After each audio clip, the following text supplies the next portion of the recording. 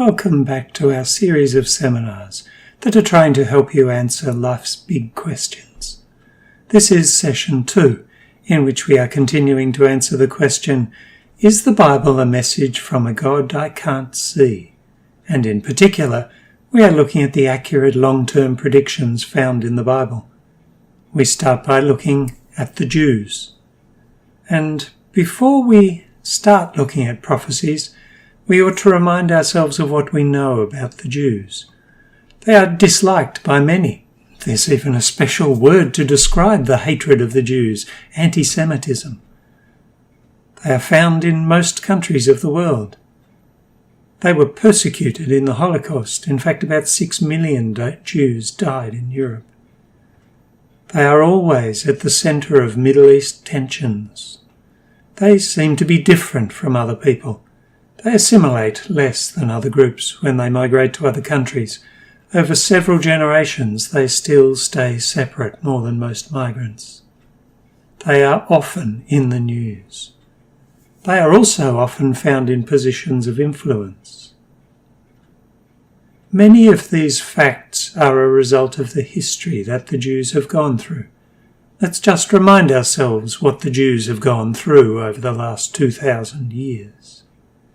A brief summary of their story is as follows. Jerusalem was destroyed by the Romans in AD 70, and many Jews were taken as captives to Rome. Simon bar Kokhba led another revolt in AD 135, and after the suppression of that rebellion, many more Jews were dispersed from their homeland, which then became desolate.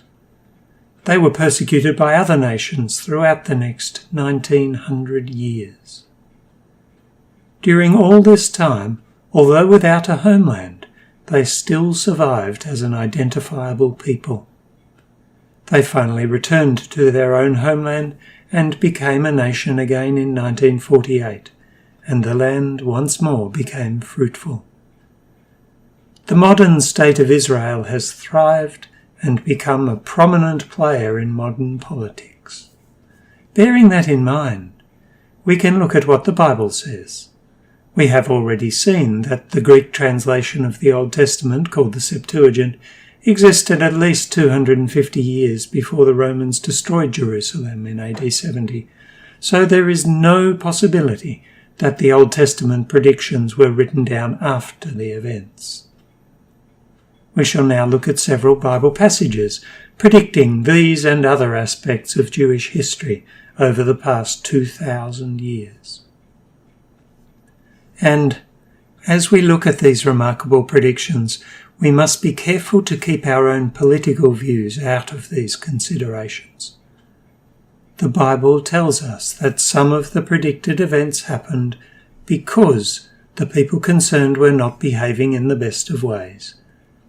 We are looking at the fulfillments of the predictions, not the rights and wrongs of the people or the politics involved.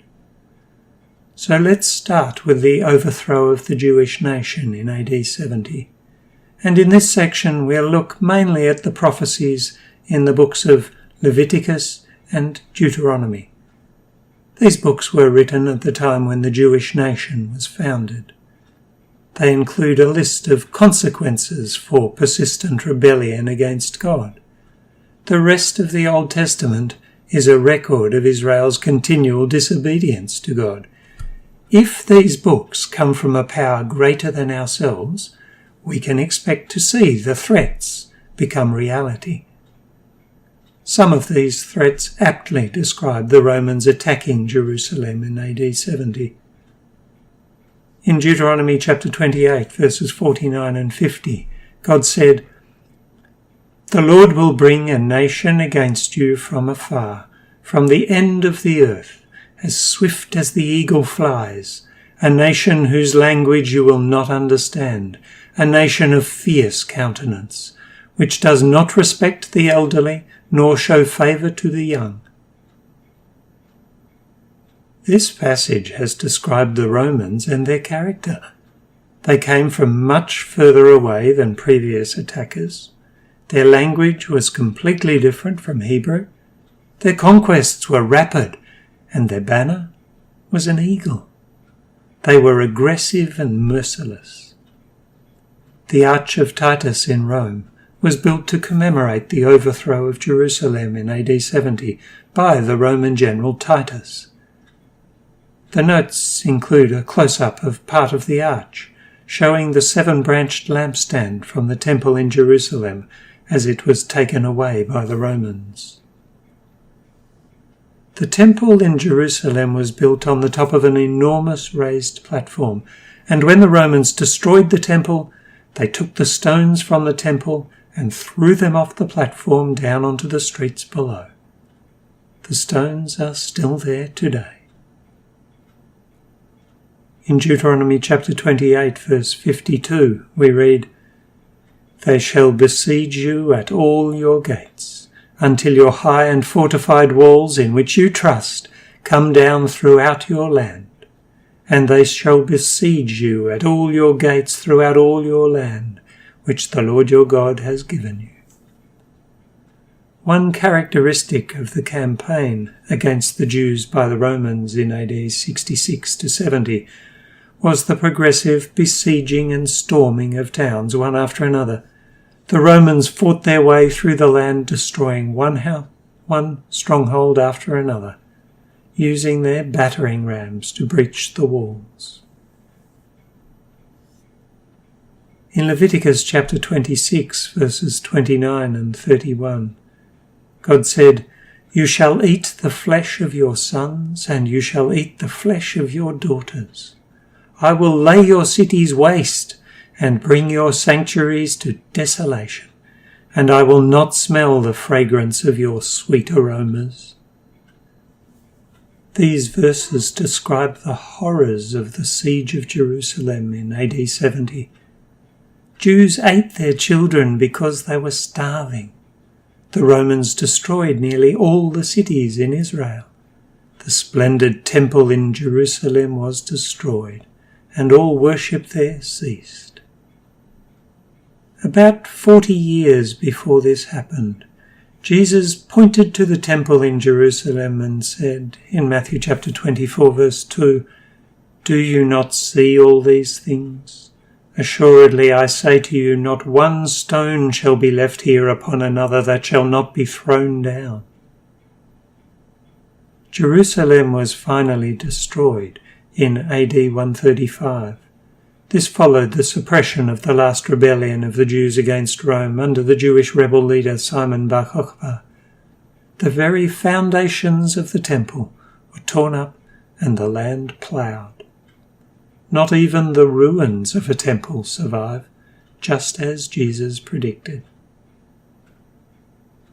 In Deuteronomy chapter 28, verse 68, we're told again, "And the Lord will take you back to Egypt in ships, by the way of which I said to you, you shall never see it again. And there you shall be offered for sale to your enemies as male and female slaves, but no one will buy you." Though Egypt was not involved in the Jews' overthrow in AD 70, it was involved afterwards, as this verse predicts. The historian Diodorus tells us that those who survived the Jerusalem siege were sent to the Egyptian mines and compelled to work day and night. The markets were swamped with Jewish slaves, and the words of the quotation were fulfilled, "No one will buy you." We can see just how detailed the predictions relating to this dreadful period in Jewish history are. They were accurate, clear predictions. The Jews were to be attacked by a powerful nation, one that was much further away than previous attackers, one whose language was totally different from Hebrew, one who was swift as an eagle, one who would be merciless, one who would besiege cities to conquer the land. It was predicted that Jews would eat their own children in the sieges. It was predicted that the cities in the land would be destroyed, that not one stone of the magnificent temple in Jerusalem would be left in place. All places of worship would be destroyed. the Jews would be sold as slaves in Egypt. Let's now look at the scattering of the Jews. After the destruction of their nation, the Jews were scattered throughout the vast Roman Empire. The Atlas of Jewish History by Martin Gilbert comments on page 17, by 300 AD, the Jews had settled in every part of the Roman Empire except Britain. In the notes we include a table with the estimate of Jewish populations of many countries in 2006. The largest population is in Israel, but there are many millions of Jews in other countries around the world. Even in a distant country like Australia, there are more than 100,000 Jews. After the fall of the Roman Empire, Jewish merchants played a leading part in trade and ended up dispersed all around the world. There are many references where the Jews are threatened that they will be scattered if they persistently rebel against God. For example, in Leviticus chapter 26, verse 33, God said, "I will scatter you among the nations." In Deuteronomy chapter 28, verse 64, Moses said to them, "Then the Lord will scatter you among all peoples from one end of the earth to the other." In Jeremiah chapter 9, verse 16, God said, "I will scatter them also among the Gentiles, whom neither they nor their fathers have known." And the Gentiles refers to people other than Jews. In Ezekiel chapter 22, verse 15, God said, "I will scatter you among the nations, disperse you throughout the countries." There are many reminders of that Jewish scattering around the world. One is the Jew's house in Lincoln. It is one of the earliest surviving townhouses in England, dating from about the mid-12th century. The building originally consisted of a hall at first floor level, measuring approximately 12 by 6 metres, and below that were service and storage spaces at ground level. It's almost 900 years old, yet it reminds us of the survival of the Jews across the world, scattered. Another reminder is in the synagogue in Amsterdam. On December the 12th, 1670, the Sephardic Jewish community of Amsterdam acquired the site to build this synagogue, and construction work began on April the 17th in 1671. The Radhanites were medieval Jewish merchants who used coastal cargo ships. They dominated trade between the Christian and Islamic worlds during the early Middle Ages, around 500 to 1000 AD. And during that time, the Muslim areas of the Middle East and North Africa and the Christian kingdoms of Europe often banned each other's merchants from entering their ports. The Radhanites were neutral go-betweens, keeping open the lines of communication and trade between the lands of the old Roman Empire and the Far East. As a result of the revenue they brought, these Jewish merchants often had privileges in Christian kingdoms and throughout the Muslim world, a fact that annoyed local church authorities and sometimes attracted retaliation or payback. Now God had said to the Jews in Leviticus chapter 26, verse 33, "Your land shall be desolate, and your cities waste."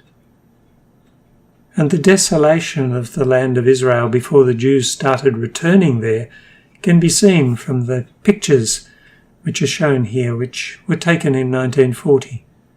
One shows the first tractors to plough the land in the Hule swamp, and another shows workers in the same swamps, with their heads covered with netting as protection against malaria-carrying flies. Yes, blood-sucking flies can spread malaria too, just as mosquitoes can, and both were a problem in Israel at that time. So once again, we remember the accurate, clear predictions. The Jews were to be scattered throughout the world, and their land was to be desolate. These predictions were fulfilled. And we'll look at more predictions about the Jews in the next section.